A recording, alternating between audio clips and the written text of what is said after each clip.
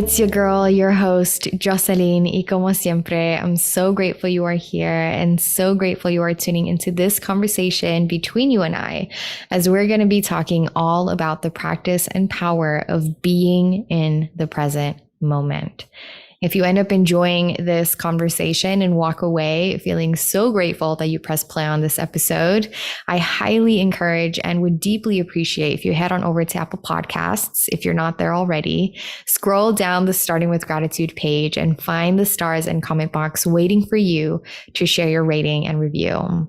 It takes just a moment of your time, and it really makes such a big difference in helping expand the listener reach and podcast exposure and in expanding this podcast community, which I would really love to continue to do.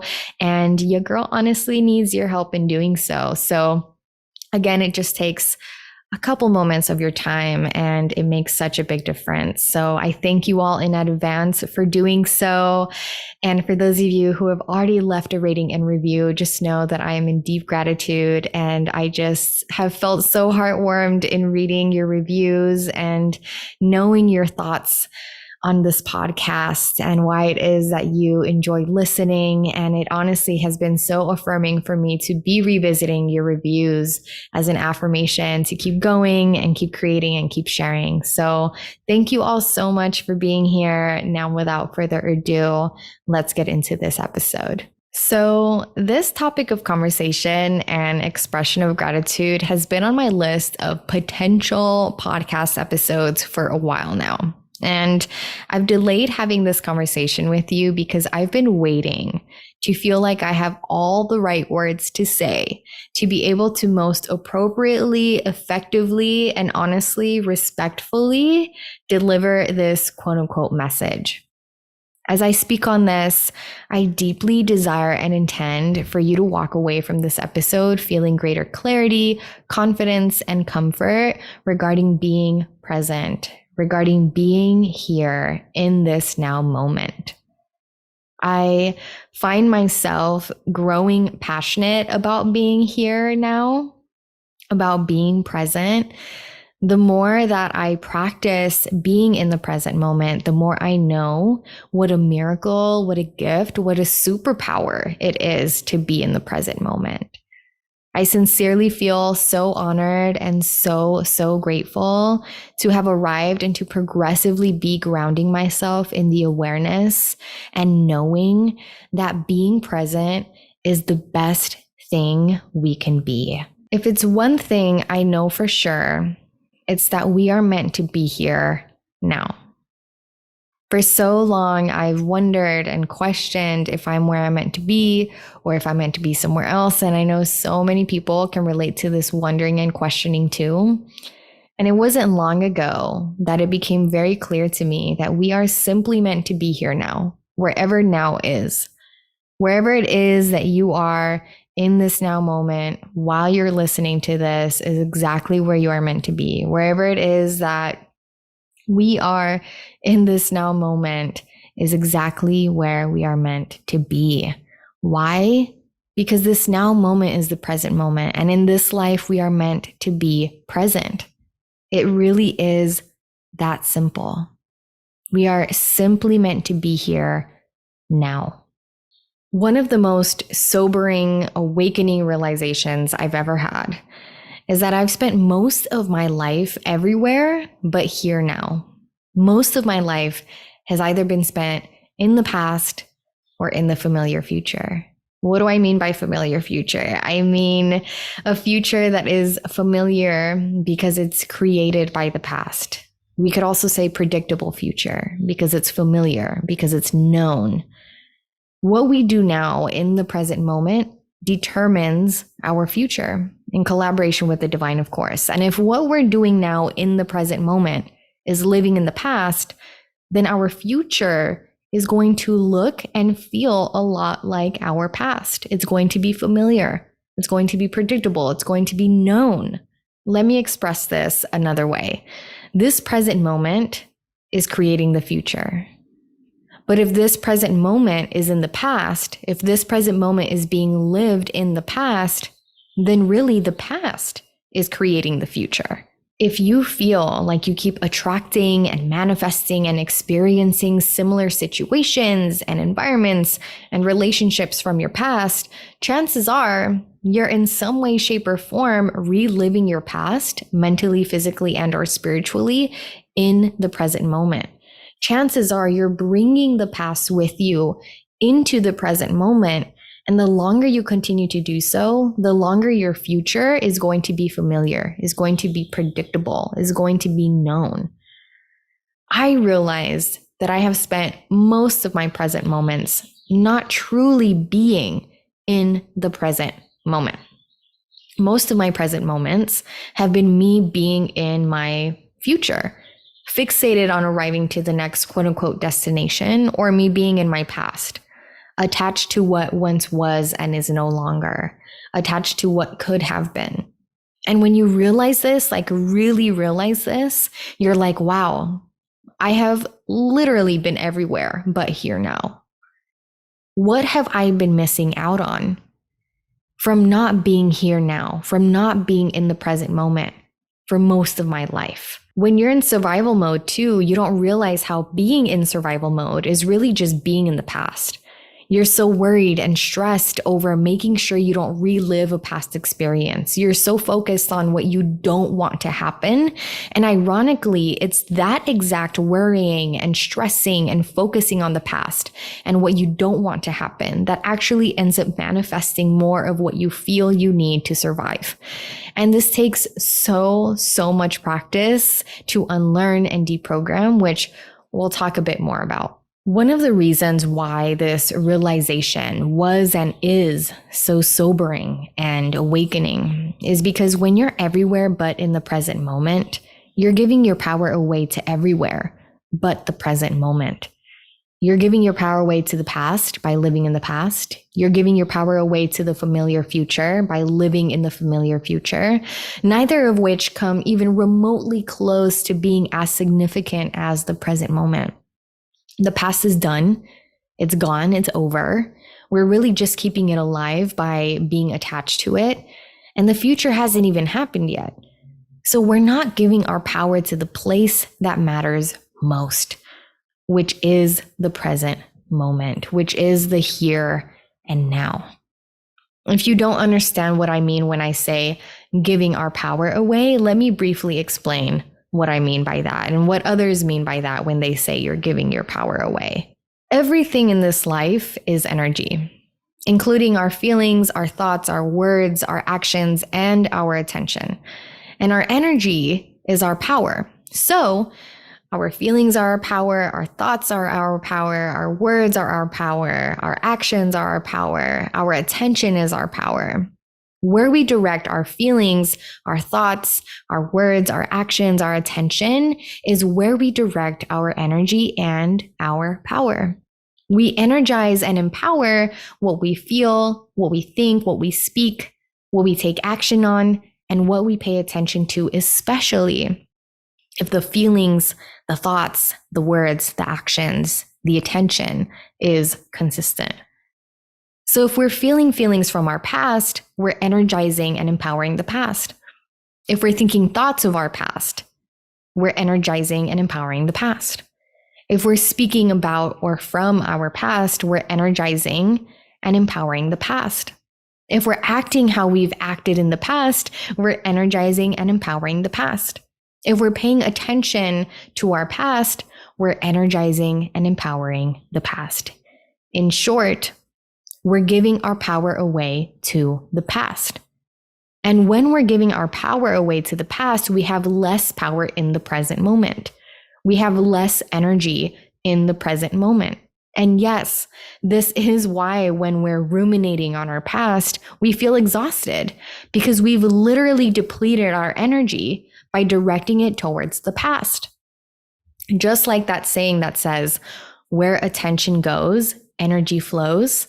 You can also say where attention goes, power flows. And you can replace the word attention with feeling, thought, word, and action. Hopefully, this gives you greater clarity on what I mean when I say giving our power away. All this to say, when we return to the present moment, we are returning to our power. It is true that we are our most powerful when we are present, partly because we're no longer giving our power away to the past or predictable future. I mean, think about it. All the time that we spend ruminating on the past that's already happened or ruminating on the future that hasn't even happened yet, we could spend in the present, in the here and now, in the only time where we can actually create change. We can't create change being in the past, and we can't create change being in the future. Our power is here and only here in the present moment. In my last episode, where I spoke with you about being grateful for my exes, I mentioned how you give your power away to your exes when you make them responsible for how you and your life are turning out.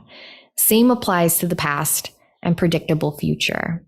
You give your power away when you make your past or your predictable future responsible for how you and your life are turning out.